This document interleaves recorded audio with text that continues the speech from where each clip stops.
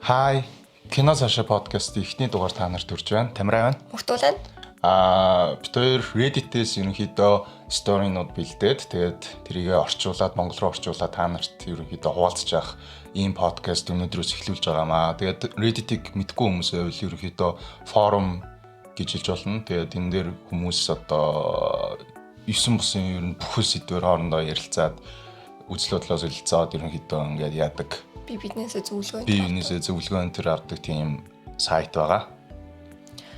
Өнөөдрийн бит хоёрын бэлдсэн сторинууд болохоор ерөнхийдөө гол нэг сэдвтэй тэр нь хосын харилцаа байгаа. Тэгээд 3 стори тусдаа бэлдсэн байгаа. Тэгээд биенийхээ бэлдсэн сторинуудыг мэдэхгүй тэгээд анх удаа сонсож байгаа. За, эхлэх үү. За тийм. Сүйт бүсгүй маань орондоо байхдаа надад үнэхээр цочиртмоор зүйл хэлсний дараа би түүнд итгэлийн алдсан. Цаашд би яах ёстой вэ? гэж хэлсэн. За, би 26 настай, сүйт бүсгүй маань 25-тай. Би өглөөс ирээд өдрөө эхлүүлэхээс өмнө сүйт бүсгүйтэйгээ орондоо цагийг зугаатай өнгөрөв. Дууссаны дараа бид тэврэлтэн хөвтөж байтал бид хоёрын яриа нэг зүйлээс нөгөө зүйл рүү шилжиж хэрэг би түүнийг орхивол өөр эмэгтэй надтай хамт байхын тулд маш их хичээх хэрэгтэй болтол намайг ингээд гимтэн гэсэн. Жишээлбэл заяа миний эр хүний бэлэг тэмдгийг гимтэн. Гэх мэт. Салхал юм бол ерөнхийдөө чамайг зүгээр өнгөрөхгүй шүүгээ сэртүүлээд байгаа байхгүй юу. Тэгсэн чинь ийм утгатай зүйл хэлэхээр нь би за хачин бас инээдтэй юм хэлж ин да гэж бодоол тэгээд ер нь нөгөө нэг секс гоё яхаар хүмүүс жоохон галзуурдаг да гэж бодоол өнгөрсөн. Тэгсэн чинь үргэлжлүүлээд надад нэг хэлэх зүйл байна гэж юм. Тэгэхээр би заа гэлээ. Тэгсэн чинь тэр надад яг ингэж хэлсэн гинэ. Тэрийг нь яг ингээд кодлоод оруулсан байгаа байхгүй юу. Хоёулаа дээр муудалцахад би маш их бухимдаад чамд оройн хоол хийж байхдаа цайнд чинь унтуулдаг зүйл нууцаар хийзээ. Чамайг унтахгүй гээд нойртойгоо тэмцэж байхыг би зөндөө айдсан. Нүд чинь бүр амар улаагаад ирсэн. Тэгээд чамайг унтаад өгсөний дараа би чамайг ажиглд сунгаа цаашд өөрсдийгөө яах талаар бодож суусан. Чамайг унтаж буй хитэн цаг харж суухад маш олон бодол миний толгойд эргэлцсэн. Эцэст нь би өөрөө ядраад унтаад өгсөн гэж хэлсэн. Сүйт бүсгүй маань өөрийгөө жинхэнэ сэтгцийн өвчтэй хүн гэдгээ бас намайг ухаангүй болгочгоо цаашид юу хийхээ бодож байсан гэдгээ хэлхийг нь сонсоход нүдэнд минь жинхнээс айдас төрсөн. Би энэ эмэгтэйд итгэх итгэлээ алдснаа баттай мэдчихээн. Түүнтэй унтахаас түүний хийсэн хоолыг идэхээс ч айж гин. Тэр үннээ илчилснээс хойш бүхэл өдрийн турш бид хоорондоо ярилцаагүй. Тэр хит хитэн удаа надтай ярихыг оролцсон. Тэгээд найзуудаа энэ талаар хэвлэхээс ч би айж гин. Тэд зүгээр инээгээд юун сүртэй энэ тайвширж үзгийх байх гэж бодож байна гэж үтсэн. Ямар амар шиг. Нөгөө Twilight-ийн Edward нөгөө унтж байхад нь хараа зогсоод идэх шиг. Харин тий. Өгтөө бүр ингээ хамгийн амар нь яг ингээ бичсэн байхгүй юу? Тэр нөгөө нэг ингээд цайнд нь нойрны им хийсэн гэж бичээгүй. Унтуулдаг зүйл хийсэн гэж бичсэн байгаа байхгүй юу? Тэгэхээр ингээ бүр харин юу гэдэг нь амар тодорхой. Тэр нь бүр амар байгаа сте. Тим юм ингээд бэлэн бидэнд байж идэг те. Тэр чинь ингээл effort гаргаж иж очиж авч маавна байлгүй те. Тэгэхээр чинь бүр ингээд бүр өмнөөс ингээд төлөвлөөд бодцсон байсан. Би нэг уур хүргээд байвал цайнд нь хийчихнэ гэд бодоо төлөвлөөд авцсан байсан зүйл юм уу? Амар сонирн байгаа сте. Ачмал одоо тэгээд иймэрхүү нөхцөлөд одоо яаж салах ёстой вэ? Цагдаа тандах ёстой юу? Одоо тэгэхээр чин тэгээд энэ нь бас нөгөө комментэн доор ингээ хүмүүс зарим нь тэгж зөвлөсөн байсан л да. Одоо имлэг очоод тэгээд нөгөө нэг юу тусанд чинь ямар нэгэн гадны юу байна уу үзтээ штэ. Бодис тий эрдэс бодис байна уу тэрийг үзтээ. Тим шинжилгээ өгөө гэдгсэн чинь олон хоногийн өмнө болсон юм шиг байгаа. Өбигт ерөөсөө нөгөө комент бичээгүй лсэн л да. Гэтэ нөгөө ер нь олон хоног өнгөрцөн бол тэрийг чинь харах боломжгүй болчихно. Яна алуулсан юм. Тий. Гэхдээ нөгөө яг нэрнгээсээ хэрвээ яг ойрхон хугацаанд болоо тэгээ туснаас нь тийм гараад ирвэл тэр чинь тэгээ шууд гинт тэр үсттэй. Харин хүний цагдаад хандаж болно тийм. Наачан тэгээд ерөөсөө апдейт авахгүй юу? Ерөөсөө өөр пост хийгээгүй байна уу энэс хашаа. Тэгснэ ингээ комент нь хамгийн одоо их одоо хандлаасан комент нь тэгж аахгүй. Зүхт. Зүгээр ганцхан үг. Угаасаа гэхдээ энэ залуу бол баг өнөөдөртөө заяа. Яг тэр өдрөө тэгээ шууд баг өөр тийшээ дөрвсөн нь зүг болж байгаа байхгүй юу. Тийм. Тэгээд дахиад ингээд нэг орон зайд ингээд хамт байхаас хүртэл айх хэмжээнд очиж байгаа. Тэгээд тэгтээ яг ингээд нөгөө унтчихт ингээ хараа сууж ийн гэхээр ингээд нэг юм амар олон юм давхар бэкап төлөвлөгөөнүүд хийгээ суужсэн. Хэрвээ энэ залуу надаас зүхтаа бол ингэн эсвэл хэрвээ энэ залуу цагдаа тандвал би ингэн гээд бүр тийм нэг юм аним вилэн шиг ингээд суужсэн болоо гэж төсөөлөгч. Тэгэж бодсон юм болоо гэж бодсон. Ингээд унтчихт нь ингээд одоо ингээд ер нь алчи ч юм уу, тэг гимтэчи ч юм уу нэг тиймэрхүү юмнуудаас бодсон байж магадгүй юмсан. Тэгээ хитэн цагийн турш ингээд суугаад бодсон гэж байгаа байхгүй. Юу бодохороо нэлээд бодлохгүй бүтгүй юм л бодсон байж таараа штэ. Унтж байгаа хүнийг бас удаан харахаар нойр хөрмөр. Зүгээр ингээд ярилцаж бол шийдэл төрж болдгоо те. Зүгээр ингээд хэрэлдээд уурна хөрөнгөтэй шууд зүгээр хоолнд нь юм хийчдэг гэхээр яалтчгүй энгийн хүн бол биш байгаа байхгүй. Яалтчгүй сэтгцэн ямар нэг асуудалтай юм л та. Миний ихний юм стори ясаа. Энэ залуу амьд шүүж магадгүй юм. Жохон дарк хэллээ. Гэтэ хамгийн амар нь энэ бол зүгээр энгийн харилцаа бол ерөөсөө биш байгаа. Тэгээ энэс өмнө нь тэгээд ийм токсик үйлдэлүүд нь анзаарагдаагүй бахтаа гэж амар бодсон. Бас ингээд энэ чинь шууд ингээд 0-100 руу тэгэж өсөрөхгүй л хэлгүй. Тэгээ өмнө нь бас янз бүрийн энэ угаасаа нэг тийм өмнө зүгээр ингээд юм ярихаар нь тоглож байгаа илүүтэй гэж бодоод өнгөрөөгөөд идэг байсан байж магадгүй л. Тэгээд сая зүгээр жоохон лавлаад асуусан. Яг айгүй амар юм. Наач мал амар юм байна. Гэхдээ ингэсэн болов тэгээ эмэгтэйнээс ингээд би энийг хилцэн нүүн ингээд амар өглөө тэр 2 сэрэл ингээд амар аз жаргалтай байгаа штэ. Тэнгүүтээ ийм аз жаргалтай байгаа юм чи энэ хүн надад ийм их хайртай юм чин би энийг ингээд үннээ илчилсэн ч гэсэн энэ хүн намайг ойлгоод хүлээж авнаа гэж бодоод хэлсэн чинь яа тиймэрхүү л ах гэж бодчих. Хайлна. Яа ийм хүнтэй одоо ирэхгүй гэсэн. Миний эхний стори болохоор Our relationship advices авсан стори байгаа. Тэгээд найз хүү маань намайг catfish хийсэн болохоор би салхан зөв. Catfish гэж нөгөө мэдгүй бол өөр хүн болж өөртөө чинь харилцах. Одоо онлайнаар харилцахыг хэлж байгаа. За би 28 настай эрэхтэй. Найз хүү маань 29-тэй. Бид хоёр үерхэд 2 жил болж байгаа. Тэр маш сайхан сэтгэлтэй бас ийдэг хүн байдаг. Бас тэр надад үнэхээр их хайртай мэдрэгддэг. Тэр хэдий баг зэрэг хартаач надад тэр нь тийм том асуудал шиг санагддгүй байлаа. Магадгүй хин нэгэнд ингэж их таалагдж байгаа нь миний өөртөө ихтэй байдал цайнаар нөлөөлдөг байсан баг. Би өөрийгөө хизээч царайлаг гэж бодож байгааг л те.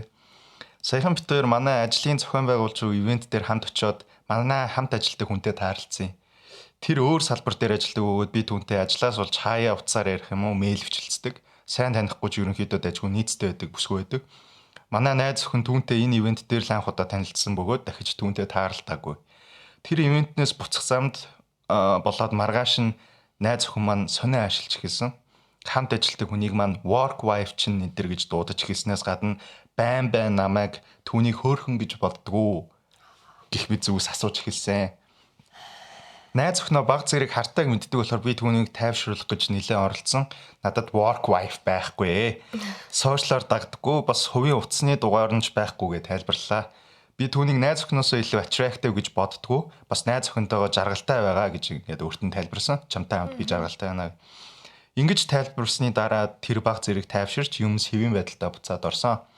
Хэдэн 7 хоногийн дараа гинэт private Instagram аккаунт руу маань хамт ажилтдаг хүн маань follow request явууллаа. Би request-ийг нь аваад буцаагаад private account байхаар нь request явуулсан. Profile дээрээ саяхан постсон хідэн усны хувцастай зураг нь л байсан. Зурагнууд нь after thirst trap гэдэр биш. Зүгээр л аялж байхдаа авахулсан гэмээр зурагнууд байсан. Би ч сүртэй профайлыг нь тухайн үедээ хараагүй хэдэн өдрийн дараа над руу DM бичижсэн. Жижиг сажиг зүйлсийн талаар бичгээр нь би хариулаад л өнгөрсөн. Flirty тийм сэтгэнж байгаа юм шиг надад бол санагдаагүй. Тэр хэдэн өдөр болоод л юм бичээд яваандаа харин жинхнээсээ сэтгэнж эхэлсэн. Би түүнд өөрийгөө найз охинтой энэ нь намайг эвгүй байдалд оруулаад байна. Тэгээ зүгээр ажлын холбогдлолтой зүйл ярилцж байя гэсэн. Нөгөөдг нь ч гэсэн окей тэгээд дууссан юм бэл. Тэгсэн чинь тэрнээс хойш найз охин маань хэд хоног учир зэггүй нялуун айгуу тийм халамжтай болоод эхэлсэн. Би тэр үедээ юм сэжиглээгүйч та нар юу басныг гадарлаж байгаах. Тухайн үедээ надад сайхан л байлаа. Гэтэл хэд хоногийн дараа миний Instagram дээрх follow recommendation дээр хамт ажилладаг хүний маань хаяг гарч ирсэн. Энэ аккаунт нь private биш, public байсан бөгөөд ороод үзвэл нөгөө усны хувцастай зурагнууд, энд энгийн зурагнуудтай нь хамт байсан. Тэгээд би гадарч гисэн. Найз охинтойгоо ярилцахынхаа өмнө ажил дээр нөгөө бүсгүйгээс Instagram-ыг нь асуувал нөгөө public хаягаа өгч байлаа. Тэр ч өмнө нь надтай Instagram-аар харилцсан шинжгүй байсан. Тэгээд би catfish дүүснэ ойлгосон. Би эхлээд баг зэрэг одоо тийм love key байдлаар найз охиноосоо асуусан боловч нөгөө манай найз охин бүр жишимчгүй гүрийсэн. Тэгснээр намайг зүгээр prank байсан юм гэж gaslight хийж хэлсэн. Өмнө нь хүн араар нь тавьж байсан болохоор итгэл их чухал гинэ. Тэгээд тэгвэл би яаж түүнд энэ бүхний дараа итгэх юм бэ гэж асуусан зөрүүлээд. Үүнийг түүнд тайлбарлах гэж янз бүрээр тайлбарсан ч тэр бүгдийг нь үгүйсгэж үнэхээр л хамт ажилладаг хүнтэйгээ араар нь тавиагүй юм бол түүнийг гэж яаж мэдсэн юм гэх мэт зүйл ярьж эхэлсэн. Би энийг хитрхи manipulative байна гэд түүнээс хэсэгтээ зайгаа авмаар байна гэд гэр рүүгээ явсан. Үүнээс хойш найз охин маань тасралтгүй над руу заалгаж мессеж өчиж хоёрын хооронд юмны төлөө сайхан харилцаагаа сүрүүлж байна энэ төр гэсэн. Бас намайг overreact хийж байна. Түүнд ямар их хайртайгаа мэдрэх үед чинь бүх зүйл оройтсан байна гэж сүрдүүлсэн. Хамт ажилладаг хүнийг маань бүр завхаагаар нүртэл дуудсан. Өөрийнхөө яг юу буруу хийсэн гэдгээ ерөөсөө ойлгохыг ч хүсэхгүй байгаа. Тэгээд одоо би салах уу эсвэл дахиад уучраа олох гэд үзэх үү гэж гайхаад байж байна. Нэг болохоор 2 жил үнэхээр жаргалтай байсан болохоор салмааргүй. Гэхдээ миний итгэлийг ингэж амар ивдсэн болохоор бүтэхгүй санагдаж байна. Тэгээс ойлгомжтой л өсөлтөө бикини зурагтай тийм аккаунт игээд дагангууд тийм private account тэнгууд тэр нөгөө постлсон зурагнууд нь дандаа юм ойрхон саяхан постлогдсон зурагнуудтай аккаунт. Тэгээд эн чинь бол ерөнхийдөө бол надаа араар тавилтаас ялгаагүй нэг талаараа ингээд нөгөө итгэлийг нэвдэж байгаа юм болчихж байгаа байхгүй юу. Тэгэхээр ингээд нэгэнд ингэж итгэл ивцсний дараа бол буцаж нийлнэ гэдэг. Одоо нөгөө араар тавилттай адил хэмжээний юм damage уруулт гэсэн авчирж байгаа гэдэг утгаараа угаасаа. Тийм угаасаа тэгэл өөрт нь итгэхгүй байгаагаа л ингээд харуулж байгаа л. Ерөөсөө ингээд энэ залуу ер нь ингээд өөрийнх нь итгэлийг алдсан үйлдэл ерөөсөө өмнө нь гаргаагүй штэ. Тийм байхад нь итгэхгүй байна гэдэг чинь тэгээд одоо нөгөө нэг энэ залууг ингээд өөрөөсөө урахыг хүлээгээд суугаад байдаг гэх юм уу те. Чи угаас надаас урвана. Би тэрий чи мэдчихээн. Чи яг удахгүй тэгэл надаас урвана. Чи миний өмнөх найз залуугаас ямар ч ялгаагүй гээд ингээд ийм biased гэх юм уу. Тэгэл трийгээ ингээд self нөгөө fulfilling prophecy гэдэг штэ. Яг тэгэл хүлээгээл ээж идэг. Болохыг нүлээгээл. Ер нь бол энэ нэмэгтэй хүнтэй үерхээс өмнө л эхлэж жоохон өөрийгөө reflect хийгээд жоохон өөрийгөө одоо тэр нөгөө яагаад ийм хүнд итгэж чадхаа байлцсан гэдэг тэрнтэйгээ эхлээд эвлэрэх шаардлагатай тэрийг эмчлэх шаардлагатай. Тэгэхгүй бол угаасаа ямар ч relationship-д орсон үргэлжлүүлэл яг иймэрхүү асуудлууд гараал байгаль. Яг нөгөө өмнөх relationship-ээс авсан тэр бүх шархаа тэр чигээр нь энэ relationship рүүгээ аваад хүрээд ирсэн. Тэрөөсөө тэрийг нөгөө дундаа нь ингэж тиймчлэг болохоор тэр юу нь бол надад жоох юм. Нөгөө чат бичээд, DM бичээд би найз хүнтэй тэгээд наа чин жоох юм надад эвгүй байна гэдгсэн чи тэргээд нөгөө нэг хамт ажилтны үнийг явал ер нь бол ингээд reject хийж байгаа шүү дээ. Тэгэн гот ингээд амар юм нялуун байгаад ингээд амар юм халамжтай болоод ирсэн гэдэг нь өөрөө ингээд амар funny. Тэгээд комментнууд болохоор нэг хүн ингэж хэлсэн байна. Миний итгэлийг ингэж эвдсэн бол би үнэхээр уучлах чадахгүй. Та хамт ажилтдаг хүнийхээ тухай HR-таа гомдлсон бол яана.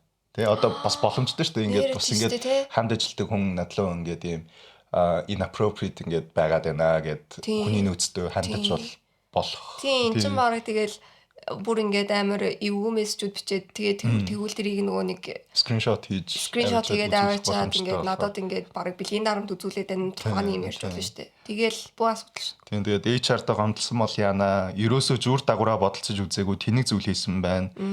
Өөр зөндөө асуудалтай ч хүн байна. Та хоёрын харилцаа наахудаа ийм ан хийнжт юм болж байгаа биш болов уу гэж бодлоо. 4200 approved-тэй энэ комент. Тэгсэн чинь OP хариулаад комент хийсэн мөлий. Өмнө ийм хэмжээний юм болж байгаагүй. Яг ганц хоёр жижигхэн зүйлс болж байсан.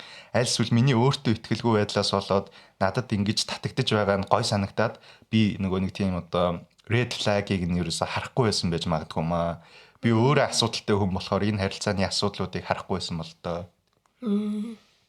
За тэгээд өөр нэг комент болохоор би бүр дээшлүүлээд насыг нь эргүүлээд харлаа штэ. 29 настай ийм юм хийж байх гэж 14 15 та байсан бол яа гэсэн тэрний хийсэн юм нь араар тавилтаас ялгаагүй итгэлийг чи ивцэн юм шиг санагдаж байна. Миний түрүүн ярьсан шиг яг. За тэгээд сүүлийн нэг комент нь болохоор юкко шууд сал хуурамч аккаунт үүсгэж хамтрагчийнхаа үнэнч байдлыг тест хийдэг хүн харилцаанд биш терапи тамрагдах хэвээр. Минга апууд энэ нэг юм одоо тест хийдэг нэг юмнууд байгаад шүү дээ. Харилцаагаа тест хийдэг, найзууд ч байна уу, хосууд ч байна уу, ингээд янз бүрийн relationship тест хийдэг. Тэгээд ямар ч тест хийгээд тэндээс ингээд олигтой хариу за ингээд одоо тэр хариугаа авсан ч гэсэн тэн дээрээс ерөөсөө тэр харилцаанд ингээд дэвшилт ерөөсөө гарахгүй эсэргээрээ ингээд амар тэнэг байдлаар бие бинийгээ тестлдэг. Гимтэж байгаа байхгүй. Тэгээл зүгээр л итгэхгүй байгаагаа л ингээд бүр амар тийм эргүү мангар байдлаар харуулчихж байгаа байхгүй юу. Зүгээр ингээд те би ингээд одоо юу гэдэг чи арай нэг юм healthy арга зам нь юу байсан бэ гэхлээр ингээд те найзлуудаа би ингээд чамд итгэхгүй байна. Тэгээ би нэг яхаа мэдэхгүй байна. Тэ хоёлаа одоо цаашд явах уу? Би ингээд чиний итгэлийг ингээд алдмааргүй байна. Бас ингээд тэгмэр ингээд ерөнхийдөө энийгээ зүгээр ингээд амар нээлттэй ярилцах хэрэгтэй байхад зүгээр ингээд ийм ар ходргаар нь ийм тэнэг юм хийчихэж байгаа байхгүй. Айгу нэг дээр үе нэг 2000-ад оны хошин шагууд дээр л нэг ийм тест хийдэг нэг ийм юмнууд явдаг гэсэн шүү дээ. Тэгээд эх хүний ноён нуруу хаана уурдаг вэ? Яг тиймэрхүү юм тэнэг юмнууд хийгээд тэгээд дулан ингээд харилцаа зүгээр л ярилцгал асуудал дээр ингээд тэгээд үнэхээр болохгүй бол энэ залуу ингээд айгу тийм надад дажгүй залуу шиг санагдаж байгаа байхгүй. Тэгээд хэрвээ ингээд найз охин нь ингээд өөрт нь ингээд ирээд би ингээд байна гэд хэлсэн бол ингээд юу гэдэг чинь найз охиныгоо сэтгэл зүйч дээр очиж уулзч тийм үү ингээд туслахад ингээд ерөнхийдөө бэлэн тэгээ найз охиндоо бас өөрөө үнэхээр ийм хайртай залуу байгаад байгаа байхгүй. Тэгэн гут ингээд ийм сони юм хийгээ тэгээ тэр чиг итгэлийг нэвдээд ингээд бодоо болгож байгаа. Тийм одоо энэ цаашд бол ер нь үнэхээр бүр энэ нэмэгтээд бүр амар хайртай байгаа заяа. Бүр ингээд болгоё гэж бодвол тэгэл бас ингээл амар нээлттэй ярилцгал хэрэгтэй. Чиний ингэсэн чинь үнэхээр бүр амар намайг гомдолоо. Бүр ингээд итгэж чадахгүй байна. Чамайг ийм хүн гэдэгт тэгээд тэрийгээ хэлээл тэгэл ингээд цаашаа ингээд хоёулаа чи надтай хамт бай гэж бодож ивэл те энэ харилцааг ингээд амжилттай ингээд авч явъя цааш гэж бодож ивэл чи энийгээ яаж хийгээд энэ одоо шархаа идгээ те тиймэрхүү байдлаар ярихаас арга байхгүй ингээд чи одоо хичээ гэж л ярихгүй бол. Тийм тэгээд харилцаа ч бас нэг юм нэг юм тухтай тав тухтай comfortable юм ингээд орон зай байх хэрэгтэй шүү дээ. Тэгэн гууд ингээд одоо ингээд буцаад энэ харилцаанд орох гэхээр энэ хүн юу ч хийж магадгүй гэдэг нөгөө чиний өмнөх сторитой адилхан яг тийм ингээд юу тархинд нь тэр залуугийн тархинд суудсан. Энэ өөр хүний дүрээр ингээд жүжиглээд надлуу ингээд юм хичээд ингээд яа тэр ч угаасаа ингээд амар сони юм хийхэд айгүй сони юм штэ. Тэгэн гут яг ингээд ингээд яг тэр толгоонд нь тэр юм суудсан болохоор ерөнхийдөө бол надаа айгүй хэцүү санагч. Тэгээд өөрөө бас нөгөө тийм жоохон өөртөө ихтэй байдал муутай энэ төр гэдгцэн байсан. Тийм. Тэгээд өөрөө бас өөрийгөө одоо бас идгээж ийж өөрөө өөртөө ажиллаж ийж тэгээд дахиж relationship энэ залуу бол орох байхаа гэж найдаж байна.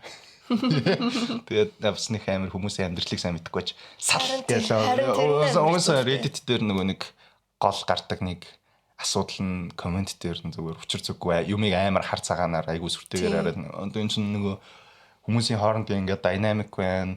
Хуучин одоо нөгөө нэг өөрсдөнд тохиолж исэн зүйлсүүд ингээд энэ чинь ингээд амар юм түүх байгаа. Тийм байх чинь ингээд сал одоо сал гэж яг нэг тийм Reddit дээр нэг тэгдэг тал байгаа гэдэг. Тийм үнэхээр тэгээд энэ нэмэгтийн одоо жишээлбэл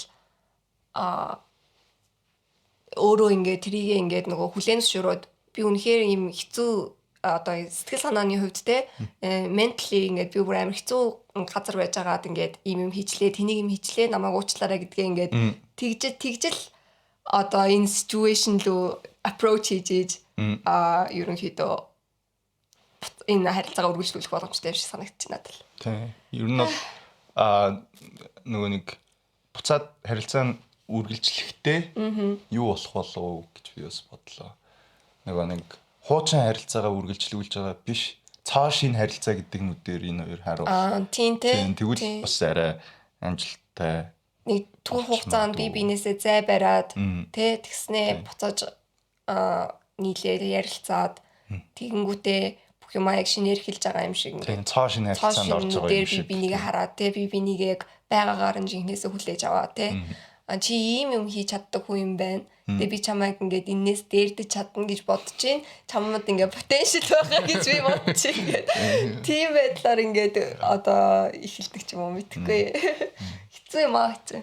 Миний хоёр дахь стори найз залуугийн маань экс найз охин яг салхийнхаа өмнө түүний цэвэрлэгээ болон үерхэлд ханддаг хандлагын талаар нууц захидал надад үлдээснийг би саяхан оллоо.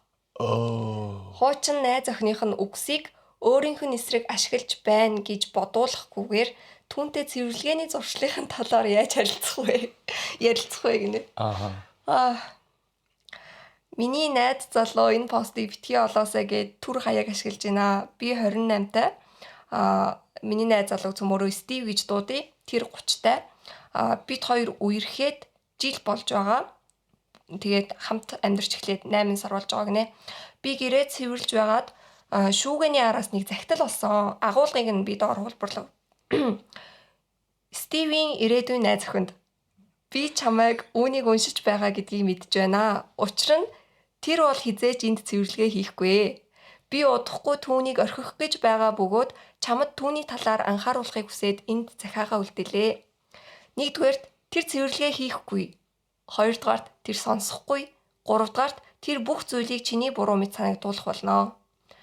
Чамд буруу байхгүй. Тэр зүгээр л арчаагүй ир хүн. Би түүнийг хаях гэж байгаа. Чамаагч бас тэгэрэй гэж зөвлөе. Сайн сайхныг хүсэн өрөө Наталья нэрийг нь өөрчлөв. За би захидлыг уншаад найз залуудаа үзүүлж түүнээс хариу сонсохын тулд захиаг түүнд өгсөн.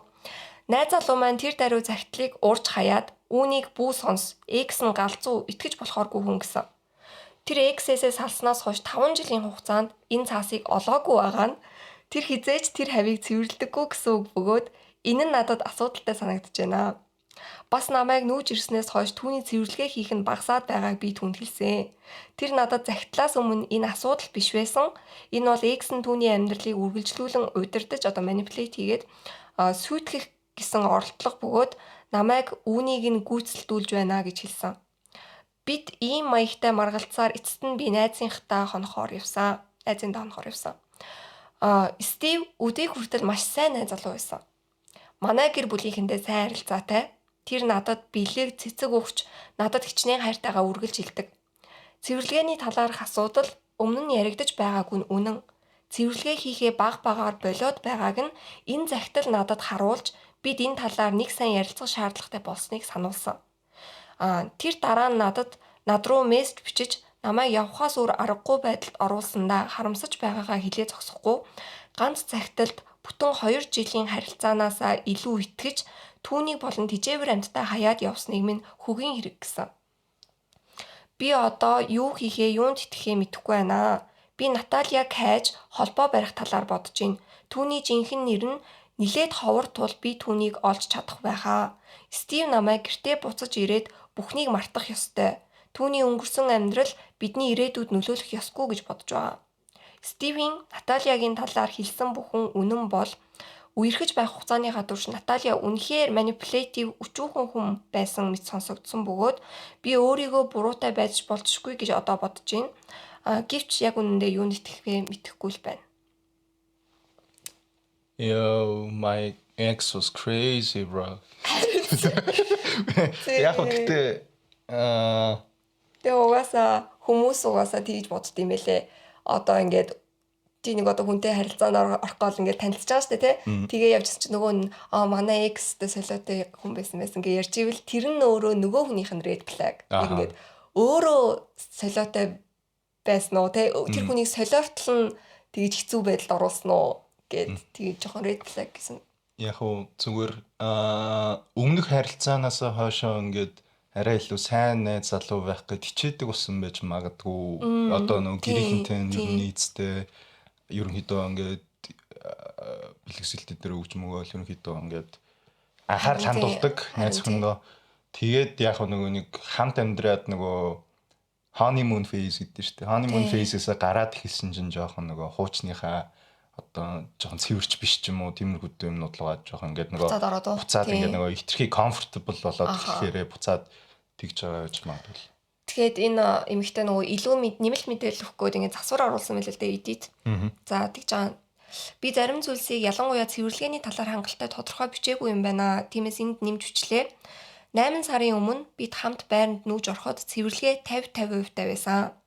Түүнээс хойш тэр багаар цэвэрлэгээ болоод одоо 70-30%. Яг нь заримдаа 60-40 орчим. Гэхдээ тэр нь надаар хилүүлснийхаа дараа тухайн 7 хоногоос хамаараа заримдаа сонсдог, заримдаа үгүй сонсдгоо гэж байгаа.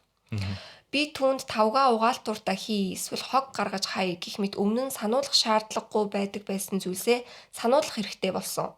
Хэрэг би өөрөө л угаахгүй бол аяг тавг овоорч үлдэгдэл хоол нь хөгцөрсөн байдаг. Би хүнтэй маргалдаад байдаг хүн биш тул асуудал гарах үед түүнээс энийгээ янзлаарай л гэж гуйдаг байсан. Энэ захидал намайг нарийн тунгаан бодоход хүргэж энэ талаар нэг сайн ярилцахыг оролдсон боловч тэр намайг сайн оошоож сонсоогүй юм шиг санагдсан. Би цагтлаар далимдуулан цэвэрлэгээний талаар яриа эхлүүлэхийг оролдсон боловч тэр намайг өөрөөс нь илүү хуучин найз охиных нь үгийг сонсож байна гэдэг бодолтой хитрхи автаад миний бодит үндэслэлтэд гаргаж ирсэн бодол санааг огт сонсохгүй байсан. Тэр намайг энэ цагтлын confirmation biased автсан гэж бодоод түүнийг юу гэж хэлсэн бай би түүнийг буруутай гэж итгэнэ гэсэн. Confirmation bias гэдэг нь болохоор нөгөө өөрийнх нь итгэл үнэмшлийг баталсан дэмжсэн мэдээллүүдийг нөгөө илүүд үзээд тэр нь л мэдээлэл хайгаад байдаг шинж чанар гэх юм лээ. Тэгэхээр ерөнхийдөө энэ эмэгтэй ингээд нөгөө энэ залууг ингээд муугаар харах гад хичээгээд байна гэд нөгөө найз залуу нь яг өө хайгаад эхэлж байгаа гэсэн. Чи надаас өө хайгаад байна гээл тий. Энэ загтлыг чи нотлох баримт гэж бодоод байна үгүй гээл тэгээд яриад байгаа гэсэн. Тэгээ бодит байдлыг бодитоор нь харахгүй ингээд харахыг хүсэж байгаагаараа л хараад байна гэж найзлан яриад байна л та.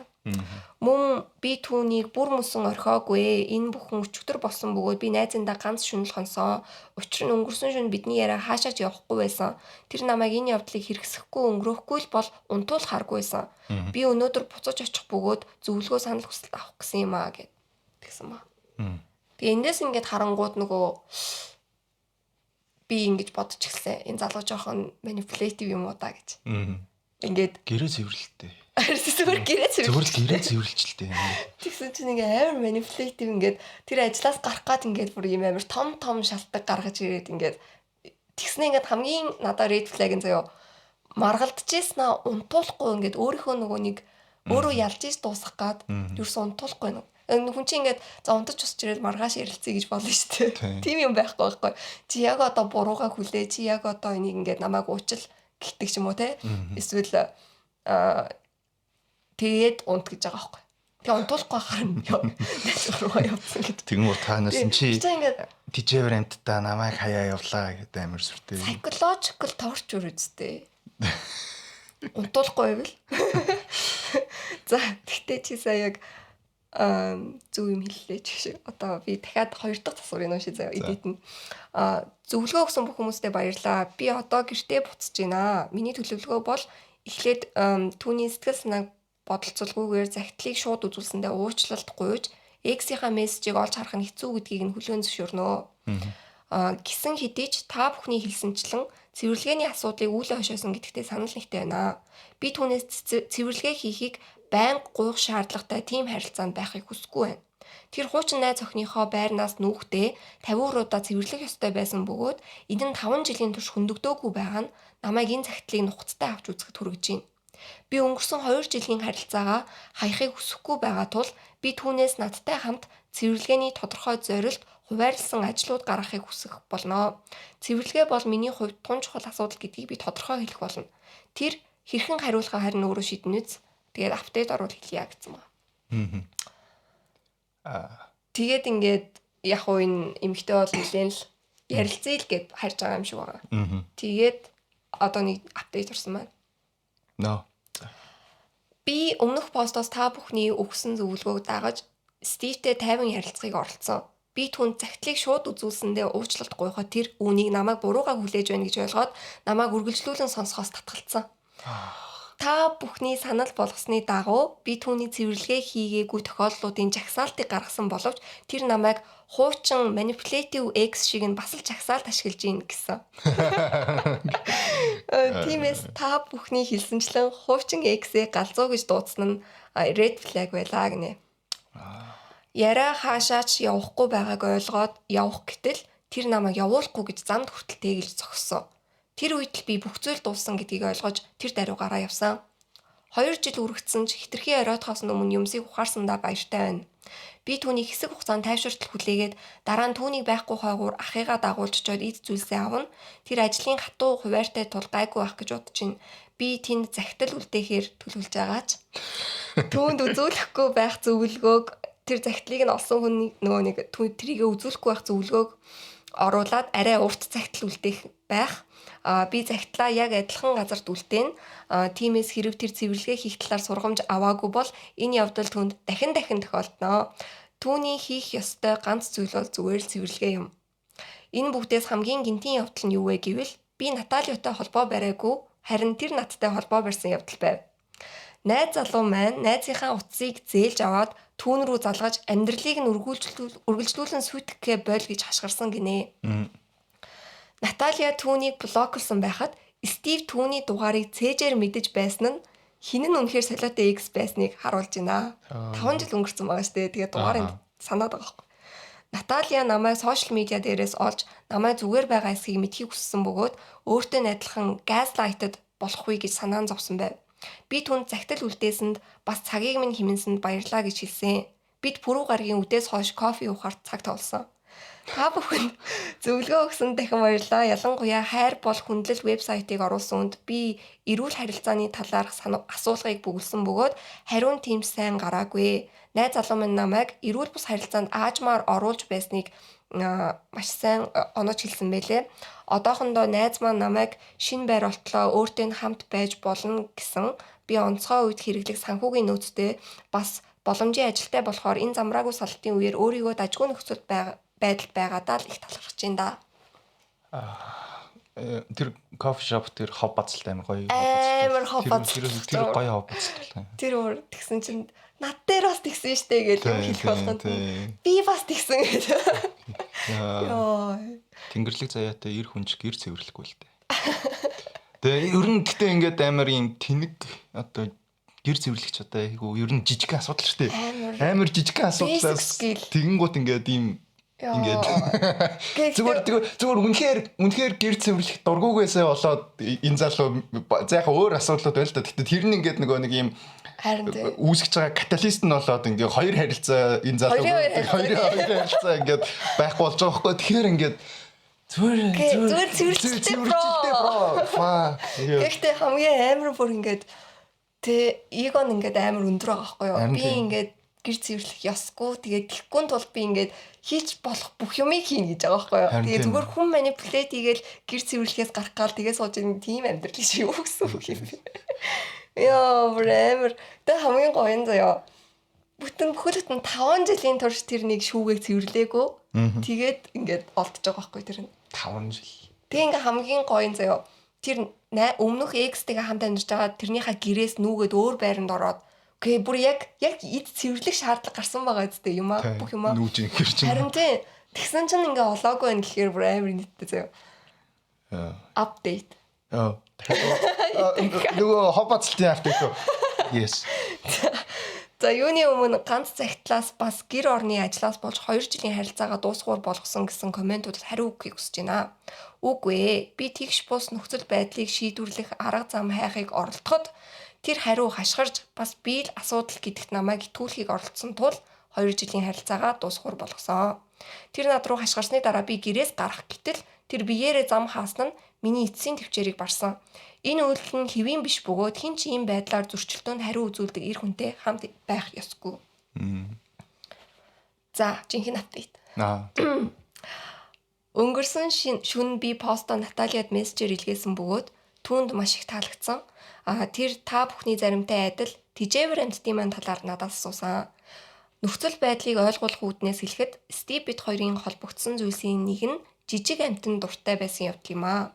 Хэрв тэр өөрийн гүрвлийг ийм нарийн нямбай арчилж чаддаг бол намайг ч бас тэгж арчилна гэж бодсон.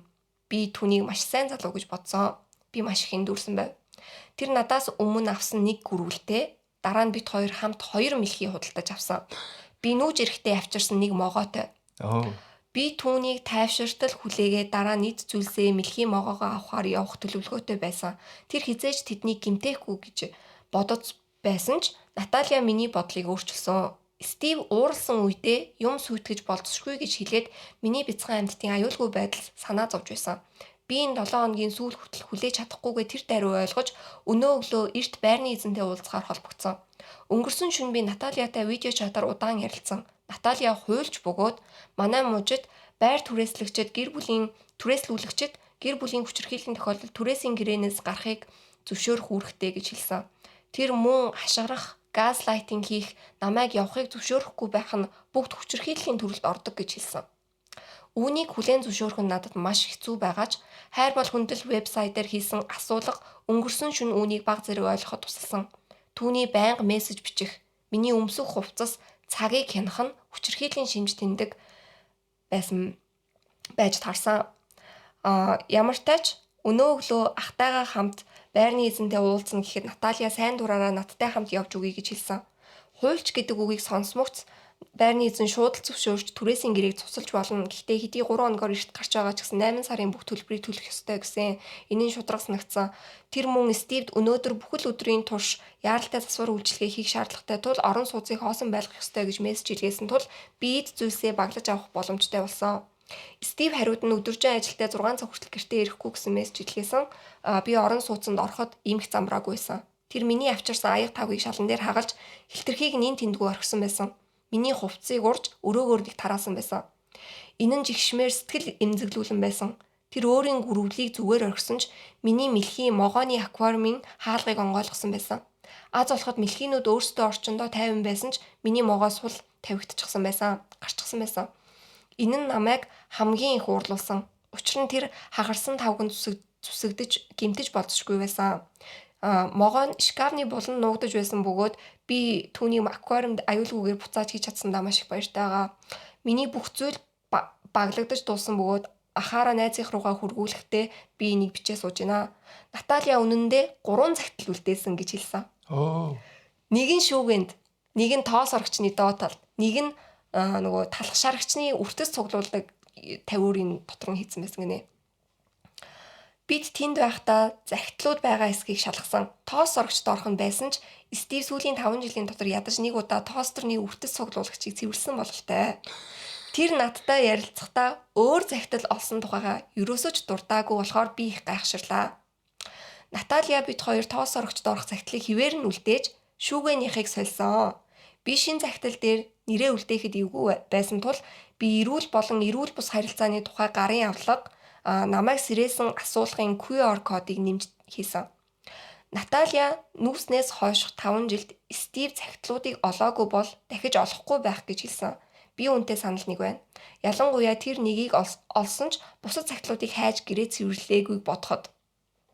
Стивийн үйлдэл надад утгагүй санагдаж байгаа бөгөөд орон сууцны байдлыг хараад би түүнийг хэн болохыг огт мэдэхгүй гэдгээ ойлголоо. Миний мэддэг Стив хизээж амьтдыг аюулд оруулахгүй байсан. Гэхдээ би Стивийн ямар хүн болохыг мэддэг байсан хэсэгтээ одоо эргэлзэж байна.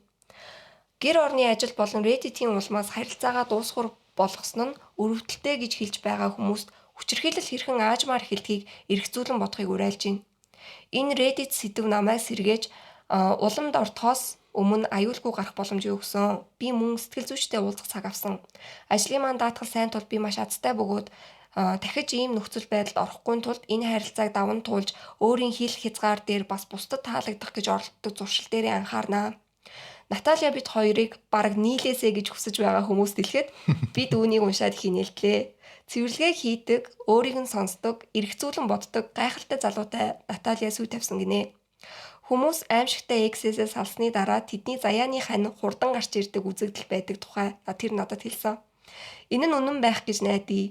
Ямар ч тач энэ бүхнээс би сайн найзтай болсон гэж бодож байна. Ялангуяа Наталья бас могооны ээж юм бэлээ. Энэ бол миний эцсийн апдейт юм. Миний туршлагаас ямар нэгэн зүйл сурах бол хүчирхийлэл шууд эхэлдэггүй гэдгийг санаарай гэж хүсье. Эхлээд хайрын бөмбөгдөлт, бэлэг, сайхан үгс байдаг. Дараа нь аажмаар таныг хэр ихийг твчих вэ гэдгийг шалгаж эхэлдэг. Та юу ч ялангуяа хөгцөрсөн жигшмээр тавгнуудыг твчиж ойлгох гэж хичээх шаардлагагүй.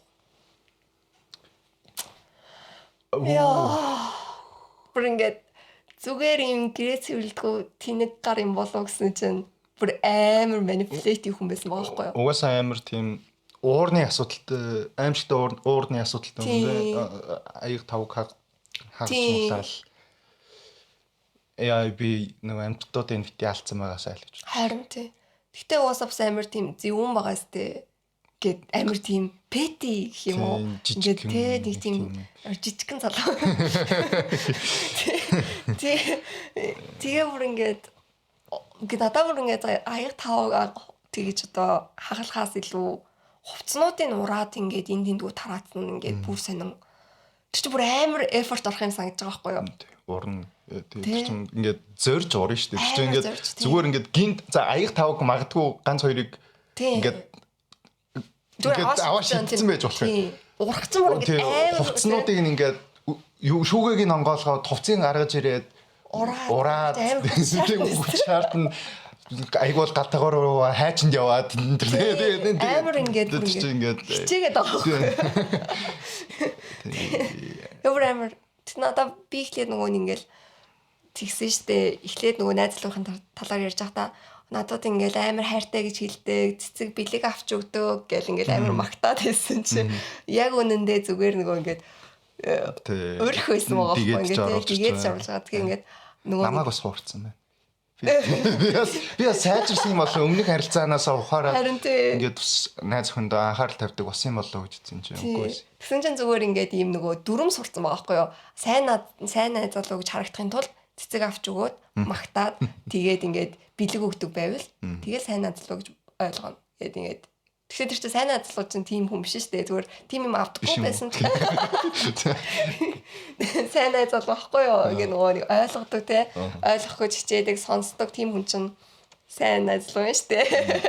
Тэгсэн чинь ингээд амар материалистик байдлаар ингээд ханддаг байсан байгаа байхгүй. Тийм ээ. Тийм тэгэл нэг юм сар болгоны квотатай тий. Тэгээ сард нэг бэлэг өгнө, хоёр цэцэг өгнө. Хайртай гэж 7 хоногт нэг удаа хэлнэ. Тэгэхгүй юу гэдэг чинь нэг өдөрт 3 удаа хэлнэ гэдэг юм ингээд нэг юм тогтсон тийм нөгөө нэг жигсаалтаар намайг яалаа гэж өөрөө жигсаалттай гаргаа байхгүй юу. Өндөө өөрөө яг ингээд нэг юм төдүүлээстэй. За өнөөдөр энэ 7 хоногт нэг юм бэлэг авч та тэр 7 хоногт нэг дэйтэн авч амждээ юм. Тэгээ жоохон гомдоод ирэнгүүт нь ингээ нөгөө нэг бэлэг гаргаад ирдэг те. Тэгээ нөгөө мартуулаад ерөөсөө асуудлаа ярилцахгүй тэгээл ингээл өнгөрөөчдөг. Тэгээ ингээд амар зөв үнснэгцэн. Yeah, you know what? I respect the hustle. Яа. Гэхдээ нэрээс зүгээр гэрээ цэвэрлж гэлтэй. Энийг ажил хийх юм. Гэрээ цэвэрлээч дээ. Аашаа. Тэгээд байгаа. Гэр цэвэрлэхгүйгээл амар хэмээгээд. Гэр цэвэрлэхгүй. Яа. Тэгээ сонсож байгаа хүмүүстээ хэлэхэд гэрээ цэвэрлээрээ. Нэг уртаа залуугаас нөгөө уртаа залуу руу оръё. Миний дараагийн стори. Сүйд өсөөнхөө найзуудад би та нартай найз биш ээ. Намайг тайван өрөх гэсэн миний буруу юу? Энэ болохоор MID asshole нөгөө Reddit-ийн r/MID asshole дээр ороод тэндээсээ үргэлжлүүлээд r/MIDX л орсон. MIDX дээр болохоор ерөөхдөө нөгөө нэг аль хэдийн нөгөө үнэн чамаас салцсан байхад тэрийг нь мэдгүй сторинууд тийшээ ер нь ордог. За. Яа. 12 сарын 1-нд манай сүйд бүсгүй найзуудын шинжил хийнэ гэд бит хоёрыг урлаа. Би шууд л явмааргүй байсан боловч найз охтуудтай ямар их хайртайг мэддэг болохоор зөвшөөрсөн. Найз охтуудтай би асуудалгүй. Тэд нарийнх нь найз залуучуудад нь би дургу. Өнгөрсөн жилүүдэд тэд надтай дотносох эсвэл найзлах гэж оролцсон бөгөөд би удаа үгүй гэж хэлсэн. Надад өөрийн гэсэн найз нөхдийн хүрээлэл би илүү олон найзтай болохыг хүсэхгүй байна. Тэгээ сүйд өсгөө маа найзуудтайгаа уулзалдах дуртай бөгөөд тех болгонд нь би худлаа инээмсэглээ тэгээд энд нь сууж байгаад өнгөртгөө. Анх уулзсан оройноо бид нар утасны дугааруудаа солилцсон. Тэд нар тэгээд над руу залгах юм уу мессеж бичих гэж оролдохоор тэр доорн бүгдийг блок гэсэн. Snapchat-ийн группт нэмэхээр нь группээс нь гараад бүгдийг Snapchat-аар блоклсон. Instagram дээр бас группт нэмэхээр нь бүгдийг нь блоклоод бас гарсан. Twitter дээр блоклсон, Facebook дээр блоклсон, имэйл хаягуудыг блоклсон, Reddit дээр хүртэл блоклсон. Boys Night Out-та сүйд бүсгүйгээр минь дамжуулж намайг өрдөг. Тэр болгонд нь би ууртайгаар fuck no гэж хэлдэг. Найзуудын шинжилгээр намайг оруулаад 8 уулаа том өрөөнд сууцгааж байлаа. Октод болохоор хоол илтжсэн тэр үед. Тэд нар хоорондоо сонгуул, хөл бөмбөг энэ төргээл юм яриад бид зүгээр инээмсэглэлээ толгой дохио сууж илаа. Тэдний нэг нь намайг чимээгүй байна гэж хошигноход нь би инээгээд өнгөрөөхийг хичээсэн ч тэр үргэлжлүүлэн ингээд надаас юм шалгаасаар байсан болохоор би гараад хоол бэлэн болох хүртэл угаалгын өрөө нуугдсан. Хоолны үеэр тэд нар намайг юм яриулах гээд олон зүйл шалгаасаар байсан. Миний хобби, ажил, сүйд өсгүүдээ хэрхэн гэрлэх санал тавьсан, эсвэл хормын төлөвлөгөө энэ төр гээд би аль болох хөнгөн хариулах гээд хичээсэн. Тэднэрт энэ нь хангалтгүй шалгаасаар байгаа сүүлдээ сүйд өсгүүгээс минь бусд нь намайг өөдгөө амтан дандаа өөрийгөө бусдаас илүү гэж боддог энэ төргээ дайрч эхэлсэн. Би тэгэхээр нь буцаад тэднлүү хашгирсан. Би та нарыг мэдхийг ч хүсэхгүй байна. Намайг 50 орхио. Та нарын хэний ч нэрийг мэдхийг ч хүсэхгүй байна. Хадам найзууд гэж байдгүй. Бид нарын найз охтууд хоорондоо найзууд гэд бид нар найзууд гэсэн үг биш ээ.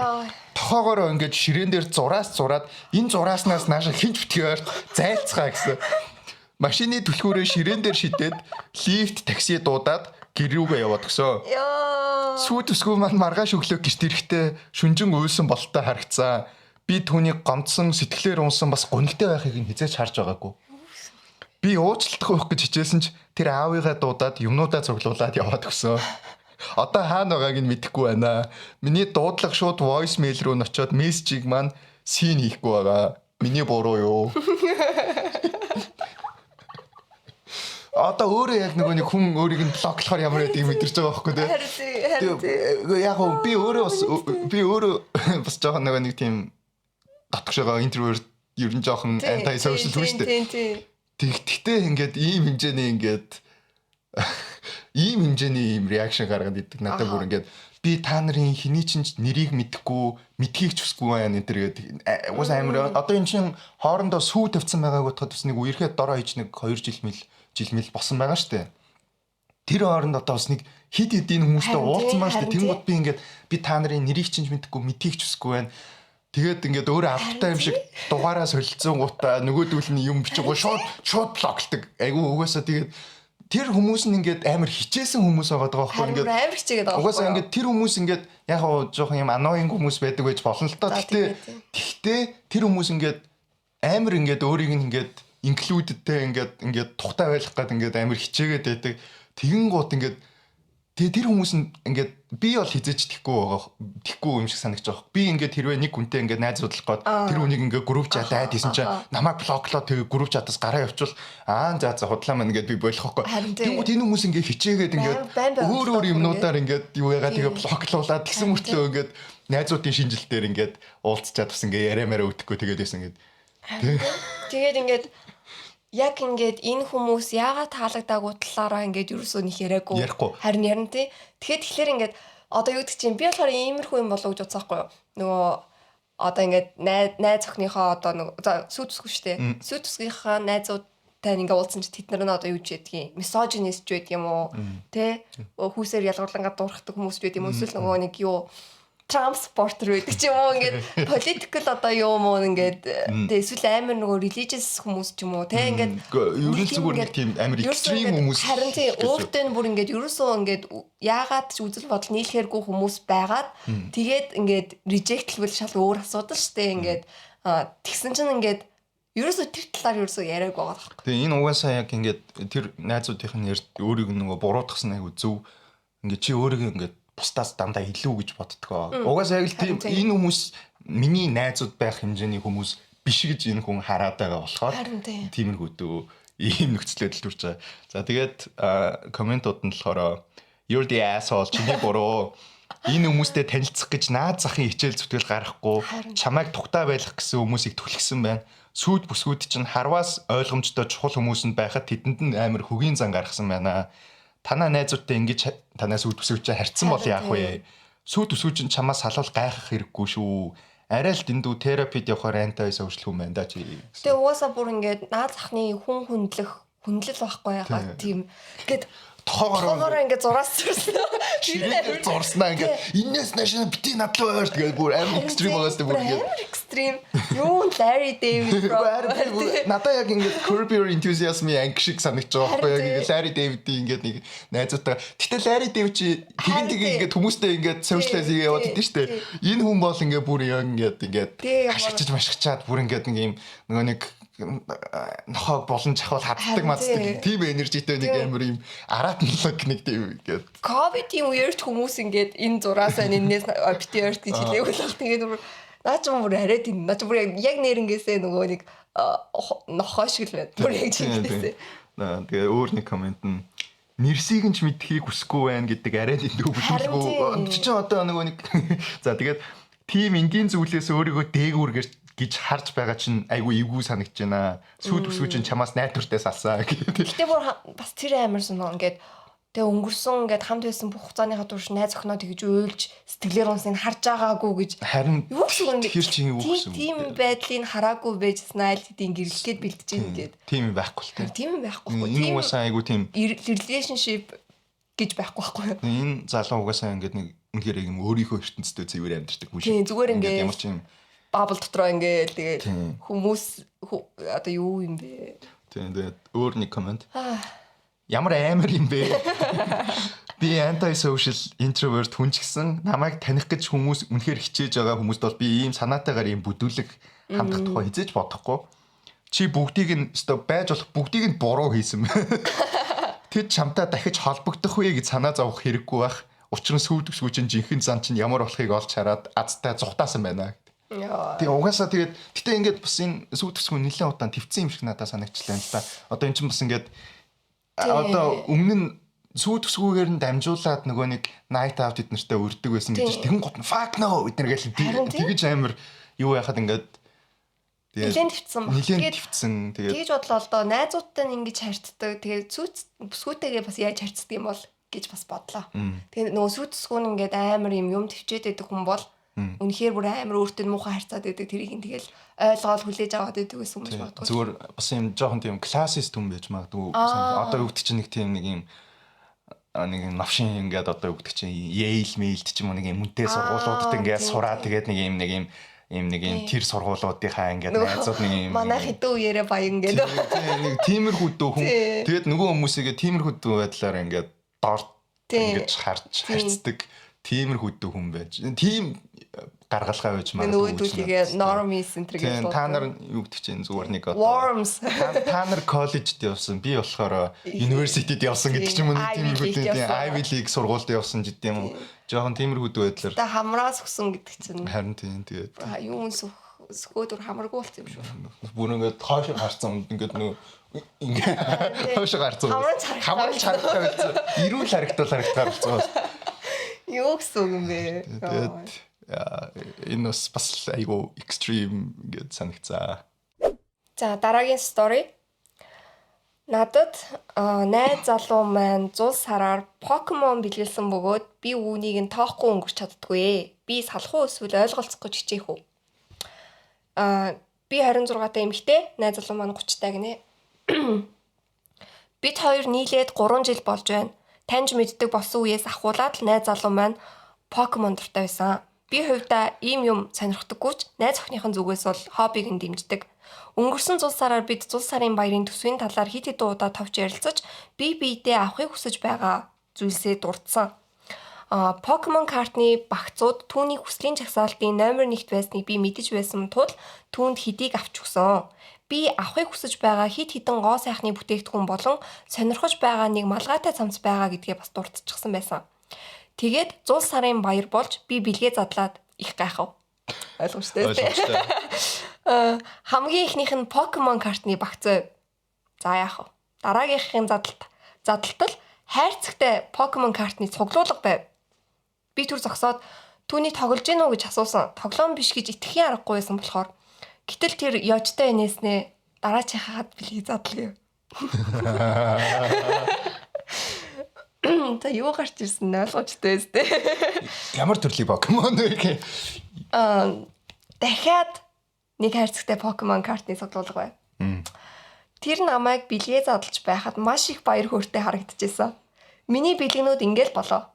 Би Pokemon сонирхдаггүй, хизээч сонирхож байгаагүй. Үүний дараа би түүнд түр ганцаараа баймаар байгаагаа хэлээд унтлагын өрөөндөө орж, бодлоо цэгцэлж уур уцаараа дарах гэж хичээв. Зочны өрөөнд буцаж гарч ирдэл тэр шалан дээр суучихсан нөгөө надад авч өгсөн хоёр том хайрцагтай цуглуулга бас картны багцаа бүгдийг задлаад шалаар нэг тараачихсан суужээ.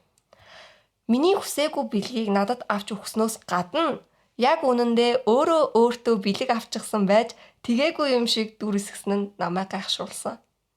Би юм аваад талархалж мэддгүү хүн шиг харагдмааргүй байсан тул энэ явдлыг тоолохоо өнгөрөх гэж оролцсон ч түүний ийм зүйл хийсэнд нь итгэж чадахгүй байна. Би энэ сэдвийг хэд хэдэн удаа хүндхийг оролцсон ч тэр бүрт найз залуу маань надад тэдгээр хайрцагтай цуглуулгууд ямар үнэтэй байсныг сануулж мөн бэлгийг нь үнэлэхгүй байгаа нь түүнд ямар муухай сэтгэл төрүүлж байгааг надад хэлдэг. Би бэлгийг нь үнэлэхгүй байна уу? Эсвэл найз залуу маань зүгээр л малуу. Жаах хөвгтлээ шүү дээ. Угсаа хамгийн 30-тай гэж байгаа байхгүй юу? Тийм 6 настай уу хайш юм бэ? Хөөрхөн шүү. Гараад ирсэн чинь бүгдийг нийлгэсэн. Шалан дээр суудсан тий. Тэ нөгөө түлээ ингээл амар харж байгаа тэгээ тий. Тэгээ ингээд гэнэрэнгээсээ би нөгөө нэг одоо 8-8-тай эрэгтэй дүүттэй тэгээд ингээд тэр бүр яг ингээд бараг 2 жилийн өмнө Pokemon картаар тоглоо явжсэн гэж бодохгүй юу. Тэгэхээр бүр яалтчгүй ингээд 6 настай хүн байхгүй юу. Бүр ингээд амар яг Pokemon дуртай байсан. Тэгээд тэрийг нь шейм хийгээгүй заяа. Ямар ч хоббитэй байж болно шүү дээ хүн чинь. Тэгээд тэгэнгүүт зүгээр ингээд өөрийнхөө тэг хоббиг ингээд одоо ингээд шахаж байгаа асуудал ингээд угаасаа ингээд өөртөө л бэлэг авсан юм байна л да зүгээр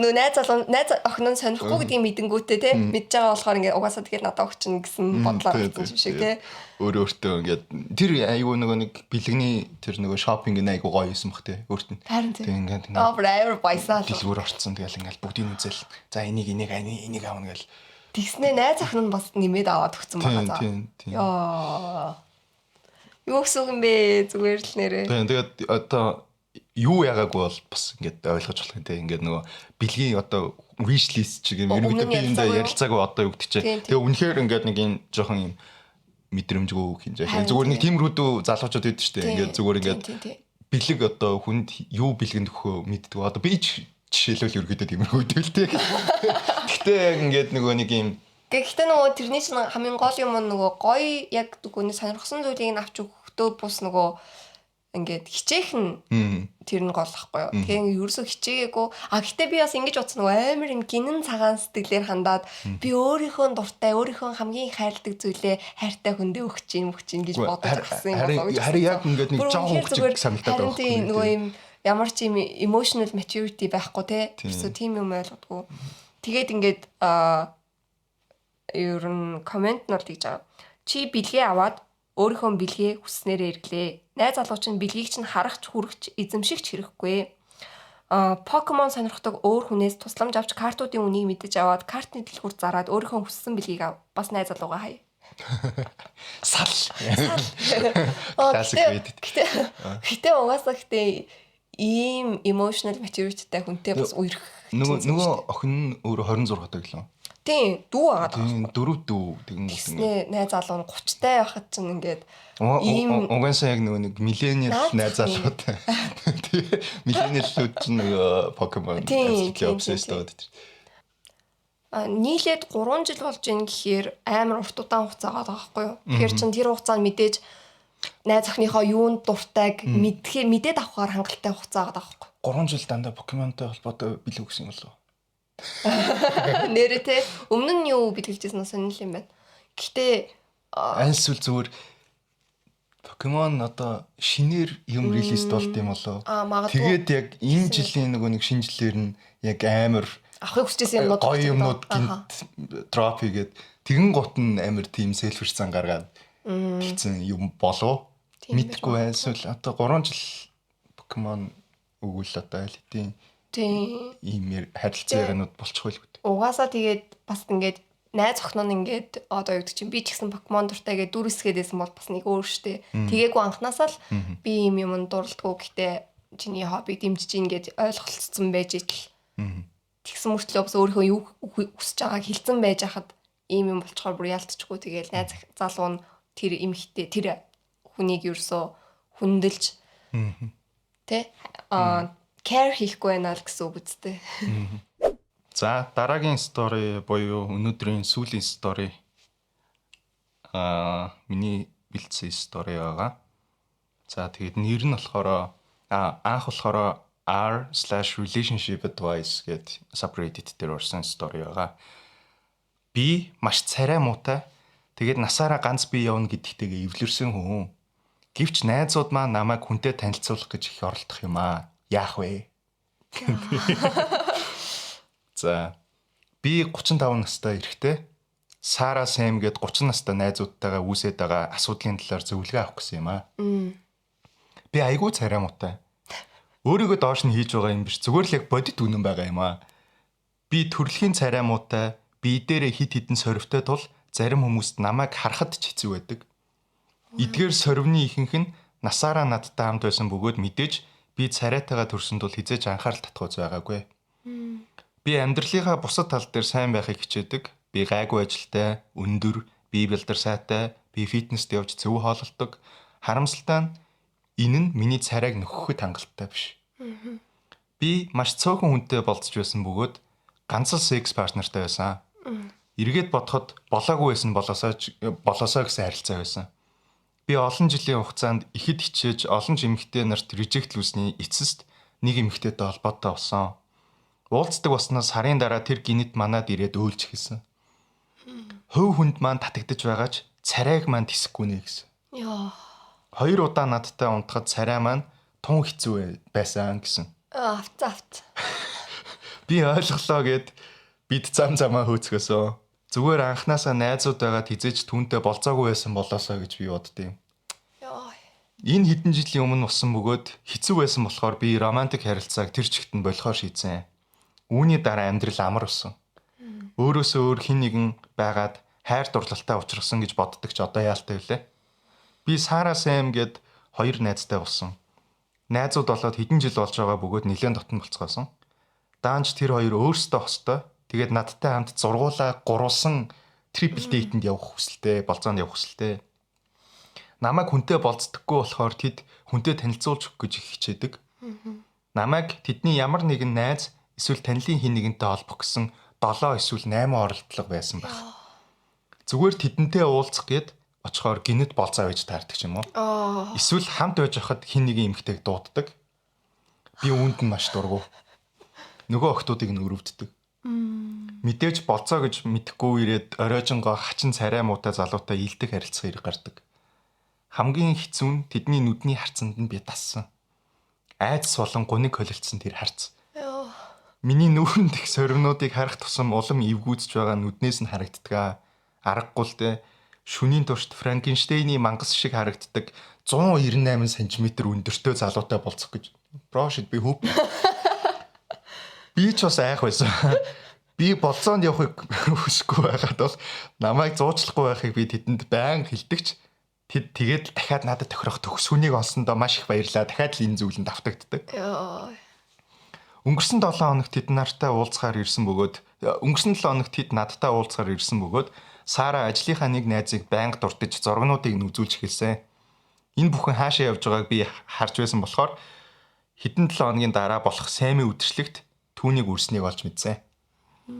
Би окей, түүнтэй уулзахыг тэгсэн ядан хүлээж байна. Гэхдээ энэ бол болцоо биш бөгөөд би тэднийг тэр хөөрхөн охиныг над руу битгий шахаарай гэсэн. Хөөрхөн тэгээд өөрсдийнх нь хэлж байгаагаар надтай тохирох охин гэсэн. Гэхдээ би хэвэн байсан бол шүү дээ. Сара надад уурлаж яагаад би түүнд ганц боломж олохгүй байгаа юм бэ гэж асуухад нь би энэ охин миний зургийг харсан эсвэл миний тухай сонссон уу гэж асуусан. Тэр үгүй гэж хэлсэн бөгөөд үдирчлэг болох хүртэл миний зургийг үзүүлэх эсвэл миний тухай хэлэх бодлого байсан гэдгээ хүлээн зөвшөөрсөн. Би уурлаж хоёуланд нь зуучлахаа болоо гэсэн. Өмнө нь танилцуулах гээд бүтлгүүцсэн хоёр охиных нь мессежийг үзүүлсэн. Хоёулаа миний гадаад үзэмжинд татагдахгүй байна гэсэн мессежнүүд байсан. Мессежийг үзснийхээ дараа Сара Сэм хоёр явсан. Үүнээс хойш би толбоогүй байгаа. Би яах вэ? Надад романтик харилцаа хэрэггүй ч найзууд маань хэрэгтэй. За энэ бас айгу уушаад энэ залуу ингээд айгу үнэхээр яг нөгөө өөртөө үнэхээр хайргүй яг ингээд өөрийнхөө угаасаа насан туршдаа ингээд яатсан болохоор гэтээ ингээд яг надаа ингээд юу яасан нь айгу энэ залуугийн ингээд таалагдсан юм нь айгу нөгөө нэг одоо подкаст брог өөрөө подкаст гэсэн. Подкаст бро нарын одоо юугаар явхад бол ингээд одоо red pill болоход айгу амархан өртгөд ингээд айгу бэлэн залуу байхгүй юу ингээд одоо эмэгтэй хүмүүсээс анхаарал авдаггүй тэгээд одоо ийм одоо дутуугийн комплекс тиймэрхүү юмнуудтай тэгэл одоо юу гэдэг чинь би бол альфа эр хүмүүс ингээд одоо нөгөө тиймэрхүү дүү яг юугаар эмэгтэй хүмүүсийг үзэн ядаал яг тиймэрхүү дүү одоо хүн болж хувирахад бол ингээд юу хүн тэгэхгүй ингээд өөрийгөө ингээд юу яагаад одоо ерөөсөө юм романтик харилцаанаас ингээд холдуулаад өөрөө ингээд тайван амьдрах хүсэлтэй тэгээд ингээд ийм залуу байгаа. Тэр нь бол надад бол айгуу таалагдсан. Тэгээд би ингээд амар аль талыг ингээд амар ойлгож байгаа байхгүй юу? Тэгээд найзуудынх нь хийж байгаа юм ингээд энэ найздаа үнэхээр хайртай болохоор ингээд ийм үнэхээр сайн сайхныг хүсээд ингээд ийм юм хийгээд байдаг. Тэгээд тэгэнгүүт энэ залуу гэсэн ингээд ойлгож байгаа байхгүй юу? Гэтэ миний бодлоор энэ залуу ингээд өөрийгөө реалист гэж боддог пессимист юм шиг санагдлаа. Яг ингээд өөрийгөө үнэхээр амар реалистик байгаад байна гэж боддог. Тэгсэн мөртлөө зүгээр ингээд юмыг ингээд амар тийм айгу өөрийгөө амар обжектив байна гэж бодоод байгаа байхгүй. Тийм гэхдээ яг үнэндээ болохоор яг ингээд айгу дарклцсан. Тэгээд нөгөө нэг юм одоо нэг тийм одоо өөрөөсөө тэр охтуудыг ингээ авраад байгаа юм шигтэй амар тийм баатарлаг нэг тийм жоохон айдтиудтай хөөрхийн охтуудыг одоо над би л тэднэрээс хол байх хэвээр тэргээ нэг тийм үүдүү айдтиудтай тийм hero complex жоохон юутай тийм Frankenstein's monster шиг Frankenstein-ийн monster шиг 198 ч ямар ч амар өндөр те амар өндөр залуу. Надад тэр нөгөө нэг өмнөх экс нь амар бас траума үлдээсэн амар харагдчихэ. Тэгэл угаасаа чамтай ингээд унтсан чинь айгу хэцүү байсан гэж хэлэхээр чинь одоо хүнд эндээс бол emotional damage гэдэг юу нь би бас тэгж бодлоо нөгөө тэр өмнөх экс нь бас өөрийгөө бас hero complex дэсэн юм шүү. Би л бүр нэг энэ амтныг тоож ийн тэ. Тэгэл би бүр ийм сайхан сэтгэлтэй болохоор нөгөө нэг юм I let him sleep with me гэдэг юм уу баг нэг тиймэрхүү ингээд амар жоохон superiority мэдрэх гээд баг үерхсэн ч гэж магадгүй гэж бодлоо. Тэгээд комментнууд болохоор өөрийнхөө зургийг постлж болох уу гэдэг нэг коммент хийсэн. Тэгсэн чинь OP хариуд нь сүүлд хин нэгэн рүү явуулсан чинь найзуудынхаа групп чат руу явуулсан байсан. Тэрнээс хойш зураг өгөө байсан уучлаарай. Яа наачсан бүр нэрээ үзэж болох баг бүх юмыг үзсэн байна шүү дээ. Энэ бүр ингээд ийм даймажд байхаас өөр аргагүй байдал хүртэл ингээд хүмүүсийн муухай харцсан. Тийм тэгээд өөр нэг комент болохоор тусламж авсан дээр санагдчих байна. Тэгээд өөрийнхөө тухай арай л дэндүү муухай бичиж шүү гэд. Тэгээд одоо Frankenstein-ийн мангас эднэр гэл тэгээд ерөнхийдөө ингээ ерөөсөө нэг тим юм байхгүй юм шиг би хэдий ийм ч гэсэн би өөртөө хайртай гэсэн утгатай юм ерөөсөө байхгүй. Би зүгээр би ийм тэгээд би ийм өөртөө дургу тэгээд би тэрэндээ зүгээр гэдэг нэг иймэрхүү утгатай бичсэн байгаа байхгүй. Тэгээд яг үнэхээр нэрнгээсээ яг терапевт центр дээр явахаар л юм байна. 4 өдрийн дараа хавт хийдэн. За хэд хоногийн өмнө энд пост хийсэн нь сэтгэл санаа твтээсэн сайхан мэдрэмж төрүүлсэн болохоор та нарт гоё мэдээгээр апдейт хийх гэсэн юм аа. Та нарын DM болон сэтгэлдлүүдэд хариулсныхаа дараа асуудлыг шийдвэрлэхээр найзуудтайгаа холбогдож уулзсан. Сара Сэм 2 уурсандаа биш гимсэндээ надтай холбогдохгүй байснаа хэлээд надаас уучлалт гуйсан. Хэрв тэд намайг зуучлахаа болж би тэдэнд дуурсныг тэд уучлал бидний хооронд асуудал байхгүй гэж би хэлсэн. Тэд намайг нэгнийх нь гэрт болж байгаа нөгөө үдшилгэндээ урьсан. Ажлын цөөхөн найзууд нь тэдний дуулцаж тоглоом тоглож уух гэж байгаа гэсэн. Нөгөө надтай танилцуулах гэдээсэн Лаура гэд бүсгүйч тэнд байх бөгөөд намайг гэхдээ түүнтэй нийлүүлэх гэж шахахгүй гэж тэр хоёр амласан. Би ч зөвшөөрсөн. Маргааш нь би тэднийд очлоо. Лауратай энгийн байдлаар танилцтал маш дажгүй бүсгүй байв. Хид хідэн адилхан сонирхолтой мөн өөр компаниудад хэдий ч адилхан ажил эрхэлдэг болж таарсан. Ярих юм чих байсан. Ингээд би шинэ найзтай болвоо. Тэр өнөө орой бүр намайг гэртээ урьж адилхан дуртай киногоо үзцгээхээр болсон. Бид хоёр пицца идэж IT-гаар ажиллахын хэцүү зүйлсийн талаар ярилцсан. Апдейт маань ийм л байна да. Сара Сэм хоёртой эвлэрч шинэ найзтай болсон. Reddit дээр дамжиж бас олон сайхан хүмүүстэй харилцлаа. Бүгдээрийнх нь санал бодол зөвлөгөөнд баярлалаа. Тэгээд ерөнхийдөө нөгөө нэг хоёулаа Smosh-ын нөгөө Reddit story-нуудыг үздэг шүү дээ. Тэрэн дээр нөгөө team opinion яваад идэг. Одоо эрэгтэй хүнтэй болцох гээд ингээд нөгөө амар struggle хийж байгаа тохиолдолд эрэгтэйчүүдээр эрэгтэй найзуудаар өөрийгөө хүрээлүүлэхээс илүү эмэгтэй хүмүүстэй найзууд байвал тэгээ эмэгтэй хүмүүсээс одоо яг ингээд арай илүү ингээд одоо яаж хүнтэй болцох вэ, яаж хүнтэй танилцах вэ гэдэг талаар ингээд арай илүү сайн зөвлөгөө гэх юм уу. Сайн зөвлөгөө авч болно. Тэгэхгүй бол одоо манай залуучууд ч тойр цуучаал маш хаац шүү дээ. Тийм хөдөл энержитэй дээ шүү дээ. Тэгэхээр яг нөгөө нэг иймэрхүү байдлаар struggle хийж байгаа одоо хүнтэй болцох гээд ингээд struggle хийж байгаа залуучуудын хувьд ерөнхийдөө эмхтэй найзтай болвол их зүгээр юм шиг надад. Найзуудаасаа юм асуувал. Найзуудаасаа юм асуувал. Найзуудаасаа илүү тийм. Эрэгтэй найзуудаасаа юм асуувал. 2.5 жилийн дараах апдейт. 2 дахь апдейт. Йоо. Би хэдэн жилийн өмнө хийж байсан постэнд апдейт хийх гэсэн юм аа. Лаура бит хоёр цаг хугацаа өнгөрөх тусам улам их дотносож эцэст нь тэр намайг болцоонд урьсан. Яа ямар. Эхэндээ би маш хайсан ч оролдоод үзье гэж шийдсэн. Түүнийг миний сорвнууд огтхонч зовоодгүй. Тэр намайг тайлбарлахад ч бэрх гайхалтай сайхан сэтгэлээр дулаанаар хардаг. Лаура бит хоёр одоо ч хамт байгаа. Бид саяхан хамт байр авсан бөгөөд ирэх жилийн ихээр түүнд гэрлэх санал тавихаар төлөвлөж байна. Сэм Сара бит хоёр бид гурав одоо ч маш сайн найзууд. Бид одоо тэдний үргэлж хүсдэг байсан гурвалсан болцоонд нь явдаг болсон. Бид бүр тэдний хосуудтай хүүхдүүдтэй наахуудтайгаа нөгөө Friendsgiving талархлын баяр тэмдэглэсэн. Лаура олон зочдод зориулж хоол их туртай бөгөөд бид том зайтай байртай болсон болохоор цаашид олон динер пари хийх хүсэлтэй байгаа. Энэ нь амар байгаагүй ч Лаура болон найзуудынхаа дэмжлэгтэйгээр би өөрийнхөө сэтгцэн эрүүл мэндийн төлөө илүү их тусламж авч өөртөө итгэлгүй байдал сэтгэлийн шархаа эдгэхээр хичээх болсон. Би 1 жил гаруй хугацаанд эмчилгээнд явж байгаа бөгөөд ахиц удаанч доктортой байгаа. Лаура миний түшиг тулгуур болсон. Би өөрийгөө үзэн ядч байснаасаа ч илүү түүнд хайртай тул эмчилгээний цагуудад явхад миний бодож байснаас хэлбэр байсан. Ингээл болоо. Би айгүй dark place байсан бөгөөд интернетийн танихгүй хүмүүсийн хідэн сайхан үгс хүнд хэцүү үеийг даван туулахад тусалсан тул би дор хаяж апдейт хийж хариу барихыг хүссэн юм аа. Тэд миний постыг аль хэдийн мартсан байсан ч гэсэн. Ингээд үнэхээр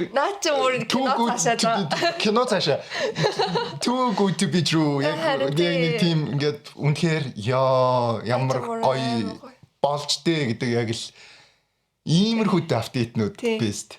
Харин тий. Яа, наач өөр ямар гоё юм бэ. Тийм тэгээд яг яа их бараг хэлэх үгүй кино. Харин тийм тэр кино цаашаа би бүр ингээд жоохон санаа зовчихсан юм нь одоо ингээд энэ нөгөө нэг relationship юу нь яванда ингээд өөрийг нь сонирхсан хүний олоод орсон ч гэсэн тэгэл нөгөө өмнөх шархаа ачаагаа тий тэрийгээ ингээд юусоо ингээд хайж чадахгүй тэрнээсээ болоод нөгөө түрүү нөгөө нэг араараа тавиулсан эмхтэйсэн штэ тэрэн шиг ингээд шинэ хүнээ ингээд хардас ирдээд ах ч юм уу те эсвэл ингээл нөгөө нэг өөрөөсөө түлхээл ингээл нөгөө хүнийхээ хийсэн үйлдэл болгоныг дүгнээл нөгөө хүнийгээ шалгаал би ийм царайтай хаа чи яаж байгаа ингээл байн байх асуугаал ч юм уу те эвгүй байдалд оруулаад тийгээл ерөөсөө итгэхгүй те ямар ч ихтгэлцэл байхгүй Тэгэх болов гэд амар санаа зовж исэн. Тэгсэн чинь бүр ингээд тэр сүүлийн нэг юу нэгөө гоё юусэн л та. Би өөрийгөө үзээ яддгаас илүү энэ хүнд хайртай болохоор наа ч мөр амар гоёс. Тийм болохоор би ингээд хэцүү байсан ч гэсэн эмчилгээнд ингээд доктортой харин тийм тууштай явж байгаа гэд. Харин тийм бүр ингээд энийг заавал болгохын төлөө би хийх ёстой бүх юмаа хийнэ гэд ингээд тэ юмыг ингээд өөдрөгөр харж ирсэн байгаа байхгүй. Тэгээд ингээд амар гоё ингээд за одоо боллоо гэж найзууд нь тэгэл яг найзуудынхын сүүлийн ингээд санал болгосон хүн нь тэгээд тэд нар ч ингээд нийлүүлэх гэж оролдоогүй зөөр ингээд айгуу гоё natural ингээд юм ингээд болцсон болохоор ингээд ачаа нэр кино цаашдаа амар гоё на ёо амар сэтгэл хөдлөлчлөө. Яг биас яг ингээд найзууд нас ингээд амар лаг хүмүүс юм аа гэл амар тийм юу биш одоо чи юун сүртэй ингээл нөгөө ерөөсөө бодлыг нь сонсдгоо ч юм уу эсвэл тэгснээ ингээд шоолж муулдаг ч юм уу эсвэл одоо юу гэдэг чинь ингээл ерөнийн залуу ингээд бас найзуудаагаа өөрөөсөө түлхээдсэн ба штэ тэгж яахт нь ингээд ойлгоод хизэж ингээд хаяхгүй те тэгэл